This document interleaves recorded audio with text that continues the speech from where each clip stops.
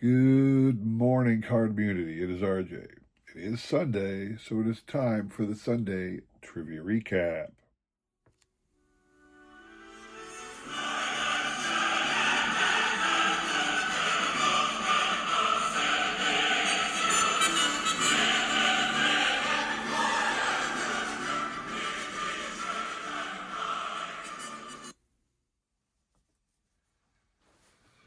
All right, then. I hope you all had a great week. It is a fantastic Sunday for Philadelphia fans. It's another Eagles playoff game. We'll see how far the Birds will take it. Pretty good Washington team that'll turn its season around. They're facing tonight, this afternoon, I should say. So we'll see how that goes. But today we got important things to do with trivia and prizes to give away. Monday's question. Monday I asked which sport other than baseball. Baseball had the first Hall of Fame begun in 1936 with an induction class, but the building didn't actually open until 1939. But I said, who was next? Out of the four major sports, baseball or basketball, football, or hockey, which one came next? Surprisingly, or perhaps not surprisingly, it was hockey. Hockey created a Hall of Fame in 1943, but didn't induct anybody until 1945. Basketball came next, uh, creating the concept of a Hall of Fame in 1959 and inducting individuals that same year, although an actual building didn't open up until like 1960, or until 1960, I think. I think it was like 1968. It was a while before an actual building came into being for basketball, though. Football created the concept of a Hall of Fame in 1961 and inducted its first class in 1963. So that's 61. Hockey was the answer. What you're playing for? Awesome. Topps Archives card of Ted Williams. Still love that funky face he's got going on down there. Really bizarre. This is from 2023 Topps Archives. Full stat card of Ted Williams. That's what you're playing for. The individuals up here on the screen were kind enough to throw out a guess. A little bit of bookkeeping for y'all. I have chosen on my own, this is just me doing this, since Lisa Z recently passed, but she was such a supporter of my channel, constantly joining my trivia questions. I'm going to leave her name on the list. You can see her name is not checked. Her name does not appear in the wheel, so there's no ramifications to anybody else that her name is still on there. I'm just leaving her name on the list, and I will be doing that going forward until such time as I figure it's, time to not so honor her. But this is my little nod to Lisa Z. I'm going to keep her name on my list every time I have a trivia contest going forward. All right. Everybody else on the list was a longtime supporter of my channel and frequent guesser to the trivia. So we will shuffle once in spin. You must hit 3 times on my channel to win. I do that for 2 reasons. One is not very many people enter, so I can. And secondly, I always say I always get upset, or not upset, I'm always disappointed when somebody spins once and everybody who entered, either they were the lucky one person or they're out. Now that has to happen when you have a multiple pack of people. When you've got hundreds of people, even if you get into like the 50s or 60s, you have to do it one and done. You can't do what I'm doing. But since I have so few, I have the time and the ability. So I'm going to do it that way. It's my channel. That's how I choose to do it. Once again, shuffle, spin. Good luck to everybody on this one. So I'm still in the magnet selling phase. I know I told you guys I'd give you an update once in a while about the magnets. Wasn't anything huge recently, but still selling. I mean, I got like 10 Ricky Henderson magnets, and they're still they go anywhere from $20 to $50 depending upon the week I'm selling it.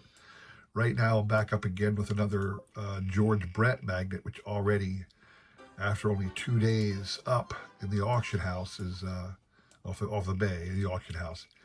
After only 2 days, is already up to $51, and this might be one of those that hits $100 or so.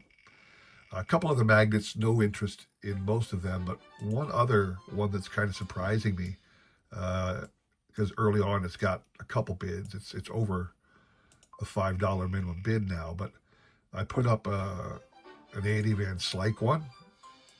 I put up who were the other guys? I put up some little known people.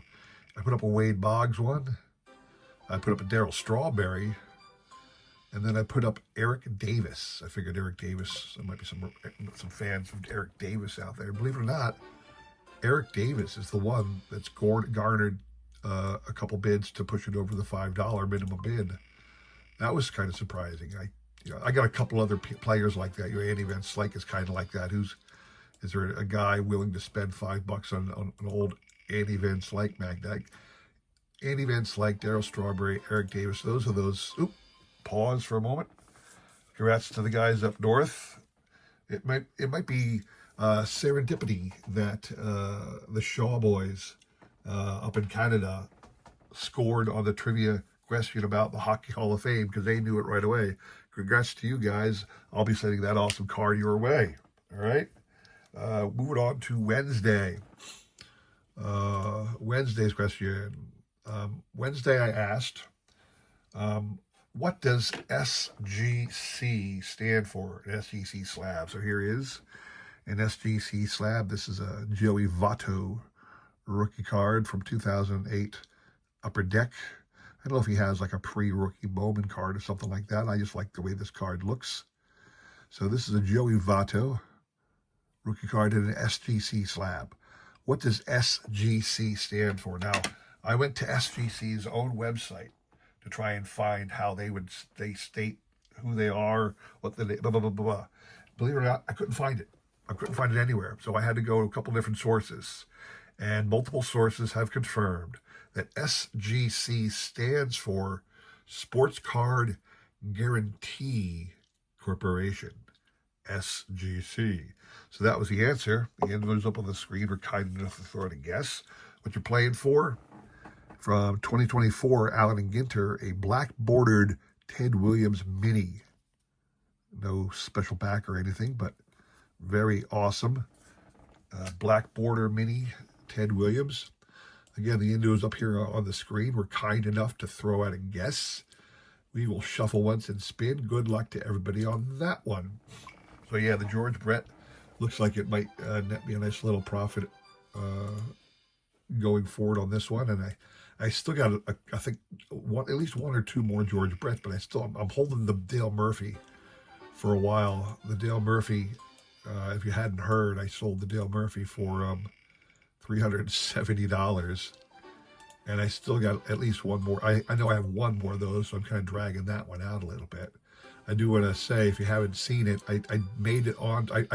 I sent this story out to Chris Sewell, baseball collector, investor, baseball collector, investor, and dealer in that order, because he does what he calls his regular rollers, which is interesting happenings off the bay, things that you either purchased or sold, or just anything interesting you saw recently on eBay. So I sent him the story, and he actually posted it on his most recent regular rollers video. So if you're interested in that, please check it out. But yeah, that'll be quite the thing to follow. Oh, pause on that one. Robert Springs. Congrats to you, Robert. You'll be getting this awesome Ted Williams mini card, all right? Moving on to Friday. Friday's question. I said, name for me the only two brothers to pitch no-hitters. The only two brothers to ever pitch no-hitters at the major league level. The answer, Bob and Ken Forsch, your other 1975 Topps cards.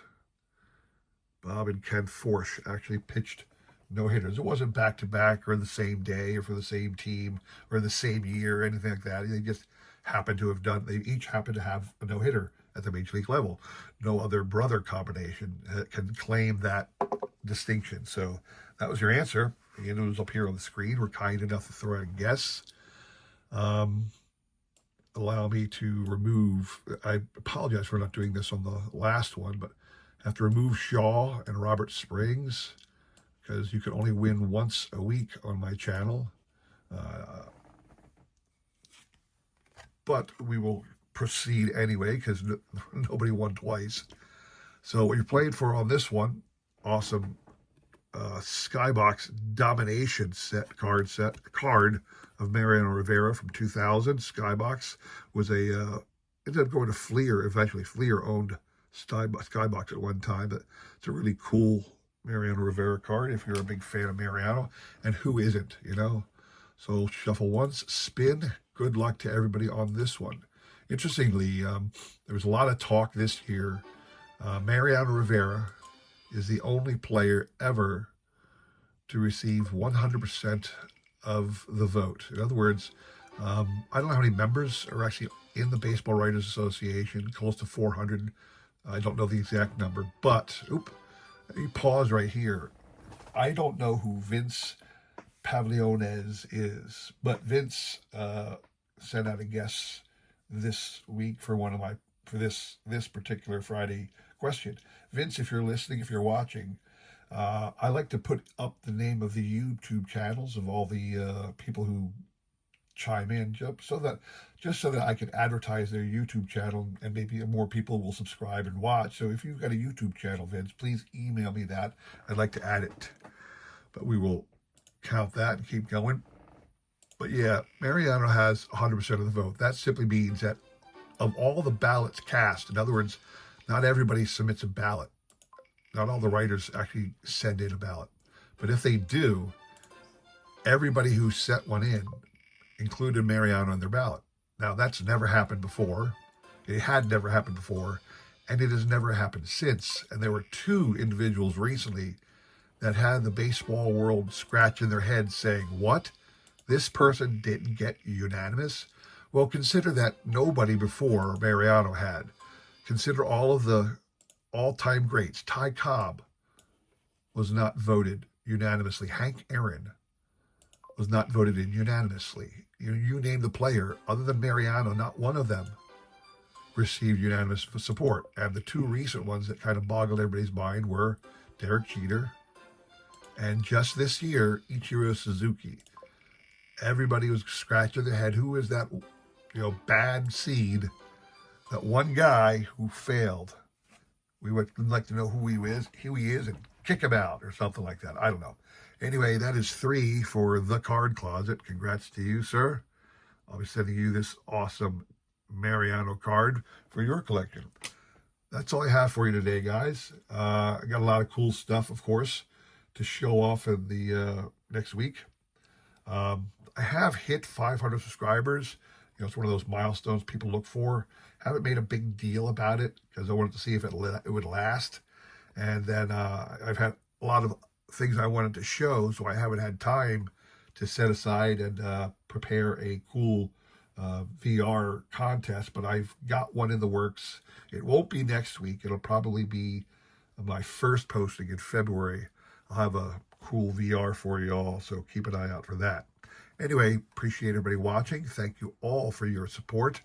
Come back again next week. I always do a video Monday, Wednesday, and Friday, and our recap on Sunday. So stop back next week for that, all right? Thank you all very much for watching. Have a great week. Take care.